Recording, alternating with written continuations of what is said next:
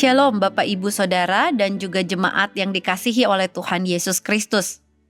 Kita bersyukur karena kita boleh sekali lagi punya waktu untuk membaca, merenungkan, dan melakukan kebenaran firman Tuhan. Hari ini kita akan sama-sama membaca dan merenungkan satu bagian firman Tuhan yang terambil dari surat Yakobus pasalnya yang pertama ayat yang ke-5 sampai ayatnya yang ke-8. Demikian firman Tuhan. Tetapi apabila di antara kamu ada yang kekurangan hikmat, hendaklah ia memintakannya kepada Allah, yang memberikan kepada semua orang dengan murah hati dan dengan tidak membangkit-bangkit. Maka hal itu akan diberikan kepadanya. Hendaklah ia memintanya dalam iman dan sama sekali jangan bimbang.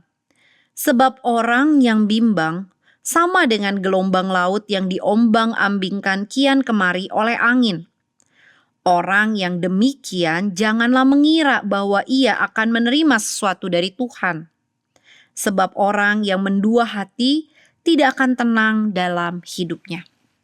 Saudara, sebagai manusia kita pasti berusaha untuk menghindar dari masalah, kesulitan, dan pencobaan-pencobaan yang ada. Kita pasti berharap segala sesuatu berjalan dengan lancar.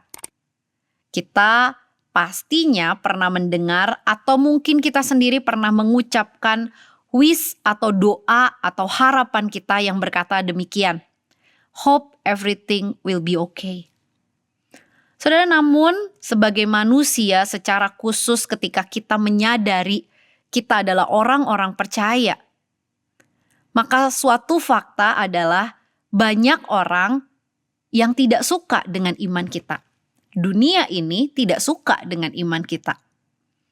Sehingga seperti yang kita sudah bahas di bagian sebelumnya, selalu ada pencobaan-pencobaan yang akan dihadapi oleh orang-orang percaya. Saudara, ketika kita berada di dalam pencobaan-pencobaan, ujian demi ujian karena iman kita, maka kita sering kali terjebak atau tergoda untuk melakukan segala sesuatu supaya kita cepat keluar dari masalah atau dari pencobaan-pencobaan yang ada tersebut. Kita bisa melalui semua kesulitan itu dengan cepat. Namun, secara tidak sadar maupun secara sadar, kita sering kali menjadi pribadi yang mengabaikan kebenaran yang seharusnya kita pegang dengan teguh. Saudara, di dalam bagian yang tadi baru saja kita baca, Yakobus 1 ayat 5-8, Yakobus mengingatkan para pembacanya termasuk kita yang membacanya hari ini, supaya kita jangan melakukan keterburu-buruan. Jangan kita menjadi orang yang coba-coba, yang penting kita keluar dari masalah dengan mengabaikan kebenaran. Saudara, saya ingat sekali ada seorang teolog bernama Dallas Willard yang mengatakan hurry is the great enemy of spiritual life in our day. Keterburu-buruan itu menjadi sebuah masalah atau sebuah musuh utama yang kita hadapi di dalam kehidupan rohani kita sebagai anak-anak Tuhan. Apa artinya, saudara? Saudara, sama seperti yang Yakobus tekankan, kita itu jangan cuma mau melakukan segala sesuatu yang penting kita melalui masalah, melalui kesulitan, melalui pencobaan-pencobaan yang ada dengan mengorbankan kebenaran. Sebaliknya, saudara, mari kita menjadi pribadi yang dikatakan oleh Yakobus meminta hikmat daripada Tuhan. Saudara, apa sih hikmat? Saudara, hikmat bukan berbicara pengetahuan secara intelektual. Hikmat bukan berbicara tentang hafalan. Hikmat itu berbicara tentang kemampuan orang percaya untuk mereka memahami dan mengerti dengan sangat jelas apa yang menjadi makna, apa yang menjadi tujuan Tuhan di dalam kehidupan mereka. Sehingga orang-orang percaya ini bisa terus hidup memperkenan hati Tuhan.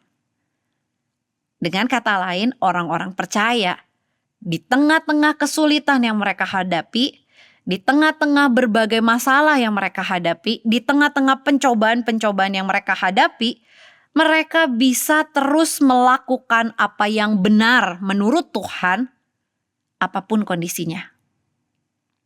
Mereka bisa tetap menjauhi ketidakbenaran dan tetap berpegang teguh pada kebenaran itu sendiri. Saudara, Yakobus menjelaskan bagaimana sikap orang percaya waktu dia meminta kepada Tuhan. Yakobus menjelaskan agar orang percaya memintanya dengan iman dan jangan bimbang. Saudara, kenapa Yakobus menekankan bagian ini? Yakobus ingin menekankan tentang bagaimana orang percaya itu jangan mencari hikmat Tuhan hanya sebagai alternatif dari jawaban-jawaban yang ada, dari jawaban-jawaban populer yang ada di dunia ini. Sebaliknya, orang percaya harus memintanya dengan sungguh-sungguh, dengan sebuah keyakinan bahwa jalan Tuhan adalah jalan yang terbaik. Apa yang Tuhan harapkan, itu yang harus dilakukan. Bukan sebagai alternatif, karena kalau hanya sebagai alternatif, maka sebenarnya kita membuka peluang untuk kita menjadi pribadi yang tidak taat.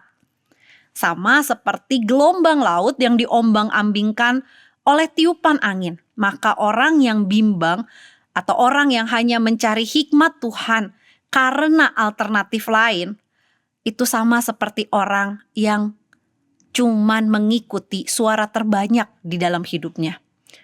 Saudara, Yakobus menekankan orang yang demikian tidak akan menerima apa-apa dari Tuhan. Saudara, kenapa Yakobus mendorong para pembacanya untuk meminta hikmat yang daripada Tuhan? Ini semua berkaitan dengan keyakinan Yakobus akan Tuhan, dan keyakinan inilah yang harusnya juga kita miliki sebagai pembacanya. Keyakinan bahwa Tuhan kita adalah Tuhan yang 2P, saudara. Tuhan yang peduli dan Tuhan yang penuh dengan anugerah. Tuhan yang peduli adalah Tuhan yang tahu apa yang kita butuhkan.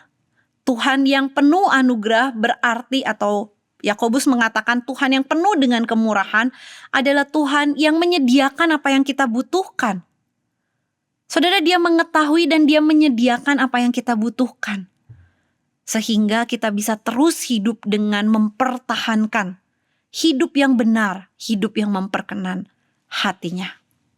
Saudara, seberat apapun masalah kita, seberat apapun pergumulan kita, seberat apapun pencobaan-pencobaan atau ujian-ujian yang sedang menguji iman kita, keyakinan kita kepada Tuhan, saudara, yakinlah Tuhan kita peduli.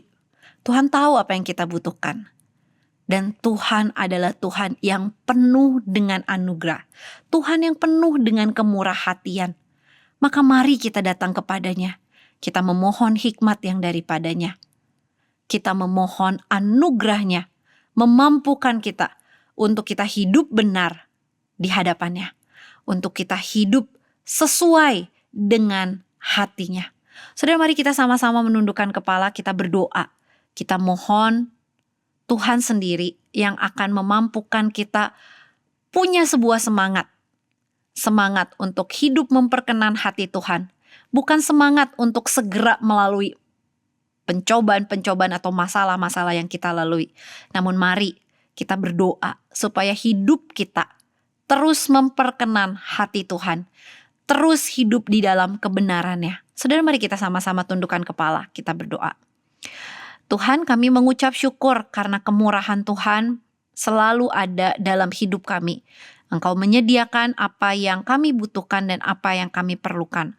Tolong kami supaya kami hidup terus dimampukan oleh Tuhan, hidup sesuai dengan kehendak Tuhan, sesuai dengan kebenaran yang Tuhan sendiri nyatakan dalam hidup kami.